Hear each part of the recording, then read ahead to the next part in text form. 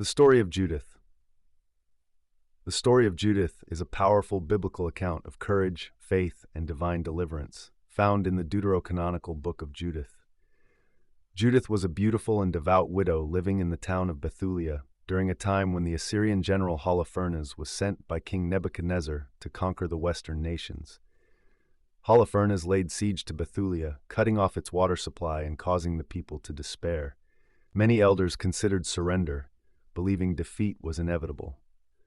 Judith, however, rebuked the leaders for testing God's patience. She reminded them that the Lord delivers his people in his own time and called them to trust in him. After praying and fasting, Judith prepared a bold plan. Dressed in fine clothing, Judith left the city with her maid and went to the enemy camp.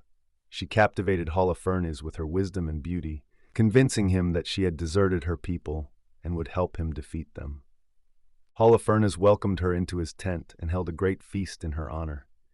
That night, after Holofernes drank heavily and fell into a deep sleep, Judith seized the moment. She prayed for strength, took his own sword, and struck off his head. She placed it in a bag and escaped back to Bethulia with her maid. When Judith revealed what she had done, the people praised God.